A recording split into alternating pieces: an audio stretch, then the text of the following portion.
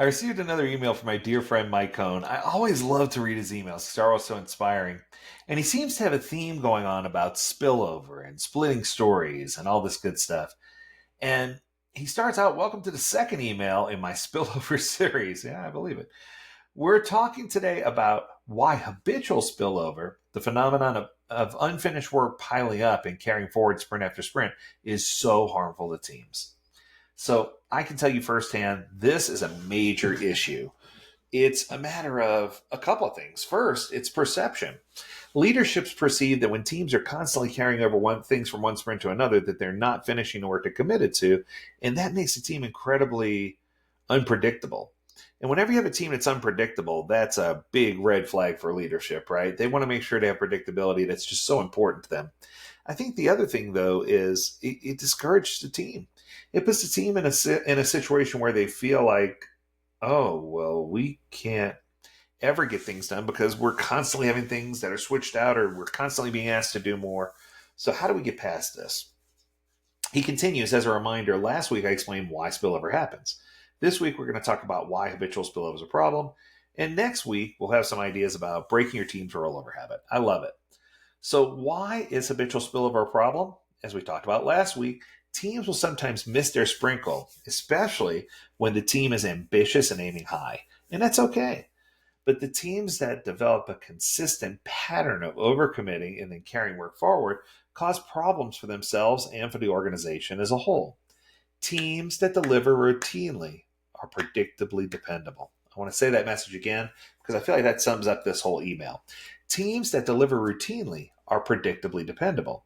The main problem with habitual spillover is lack of predictability and dependability. Every organization benefits from some level of predictability. I worked with a company once that was preparing for its IPO.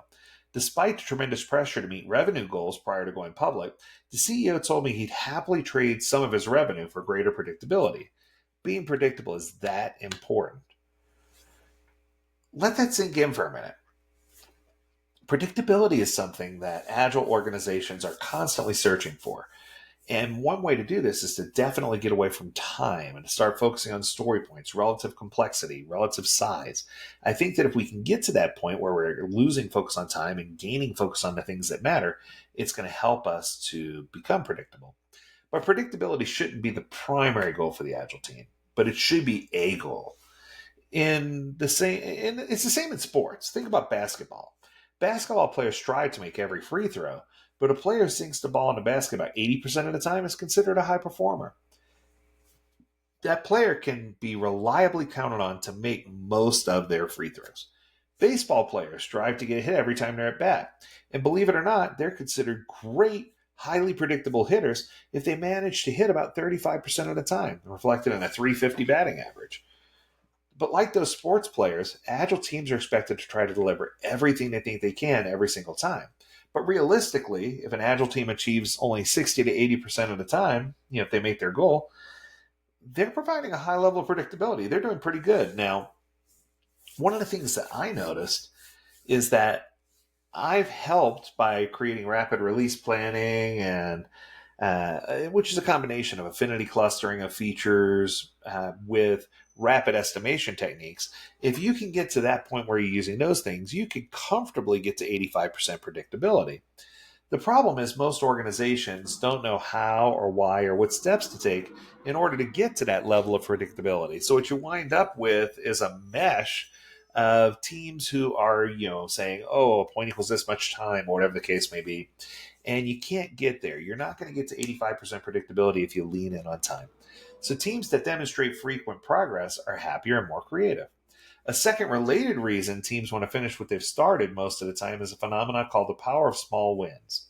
In a 2011 study, Mabely and Creamer found that tangible, visible progress is a key factor in people's enjoyment of work, and by extension, their level of creativity.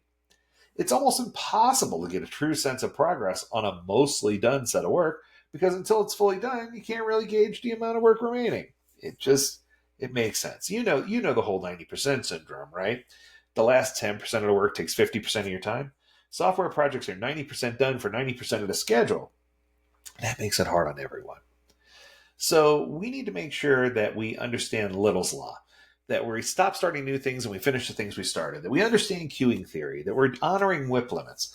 If you're doing these things, that's going to help kill that 90% syndrome. And when progress stalls and work rolls over, when work starts to roll over, teams lose their sense of accomplishment from making measurable, demonstrable progress. Teams that routinely fail to deliver on their goals lose trust with the organization and miss the sense of accomplishment that comes from finishing. That's why next week we're going to talk about tips and things you can do to break the team's spillover habits so that they can succeed with Agile. What I can tell you is, here's a tip, here's a trick, here's a secret. One of the things that I do is I tell the teams, figure out how much work you think you can do and back off at least one story. And people say, oh, overpromise and underpromise and overdeliver. I'm like, no, that's not what I'm trying to say. How about promise and deliver? What I mean by that is there's always going to be something that comes up. It's inevitable. We know that. Let's account for that risk. And I'm not asking you to pad. What I'm asking you to do is successfully complete the things you commit to in a sprint. And then if you finish early, get a head start on the first item in the next sprint. You don't have to be inside the boundary to get a head start. And if you finish it, great, pull it into the sprint. If you don't finish it, leave it where it is. And don't add new work, just know that you got a head start on that first item. So then what will happen naturally is that you'll see that the team is consistently finishing all the work they've committed to, and then you're getting a head start on items until they pull one into that sprint and increase their velocity for that sprint. It works out really, really well. Leadership appreciates it, and it gives them that sense of predictability they're looking for. Mike threw a PS in here. He says, one thing you can try in your next retrospective, which I already read and think is a good idea, ask the team to describe their level of happiness on a scale of 1 to 5. If the team reports feeling unhappy, 1 through 3, see if there's a correlation between that feeling and the amount of unfinished work that was left over at the end of the sprint that got carried over. And I can tell you right now that that's going to be a great symptom to identify when teams just are flailing in the land of predictability. That's going to do it. I hope you enjoyed this episode. And once again, as always, Mike, thank you for always coming out with great emails. Thanks for commenting on our posts. Thanks for joining us. And thank you for allowing me to chime in on your email, because I feel like this is a great avenue to make sure even a greater audience gets to see the things that are important to you. That's going to do it. If you have a topic you want us to discuss, learn more at AgileDad.com. We'd love to hear from you. And as always, we encourage you to stay healthy, stay well, and stay agile, my friends. Until next time, do take care.